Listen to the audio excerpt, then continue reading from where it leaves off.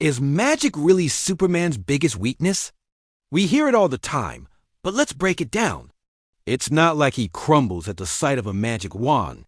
It's more that his invulnerability just doesn't apply to magical attacks. They hit him with the same force they'd hit anyone else. But here's the twist. Superman still has super speed, super strength, and incredible durability. So even if a magical punch lands, it's still a punch against the Man of Steel. This is where Black Adam enters the ring. His power comes from the wizard Shazam, tapping into 6 ancient Egyptian gods. This power is fundamentally magical. Every punch he throws, every bolt of lightning he summons, is infused with magic. So, when Black Adam unleashes his lightning, is it just electricity? Not at all. It's magical lightning, and this is the crucial difference.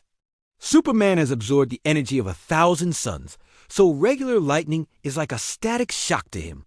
It bypasses his invulnerability. Think of it less as a scientific phenomenon and more as a divine magical blast. It's the power of the gods, channeled into a devastating attack that can actually hurt Superman. This magical nature is what makes Black Adam one of the few beings in the DC universe who can go toe-to-toe with Superman and make him feel it. Now, let's talk about their moral compasses. Superman is the ultimate Boy Scout. He represents hope, truth, and justice. His rule is simple. He never kills. He'll always find another way, even against his most dangerous enemies.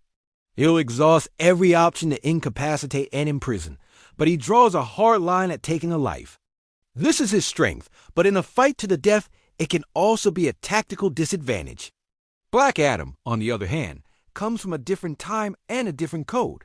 As the former ruler of Kahndaq, he believes in a more permanent form of justice. He sees himself as a protector, but his methods are brutal.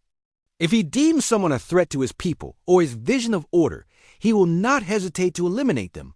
He's not a villain in his own mind. He's a king doing what he believes is necessary. This brings us to a huge point of debate: speed. We all know Superman is fast. His powers grant him the speed of the Egyptian god Heru. Often, this is shown to be on par with the Flash and Superman, allowing him to perceive and react in fractions of a nanosecond.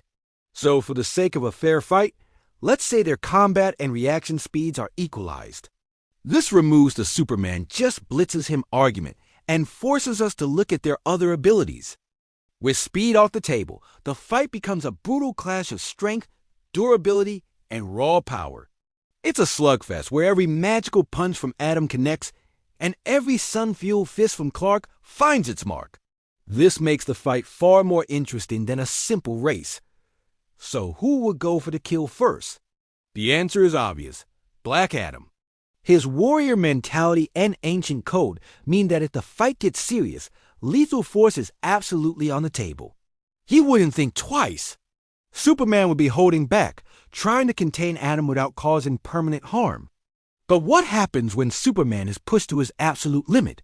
This is where we can look at the Injustice universe for a clue. In that world, after a great tragedy, Superman's morality snapped. He became a tyrant who was willing to kill for what he called peace.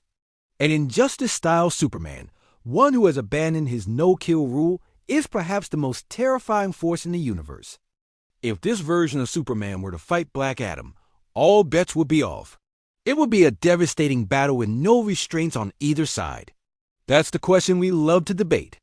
Let me know your thoughts in the comments, and don't forget to like and subscribe for more epic showdowns. Thanks for watching.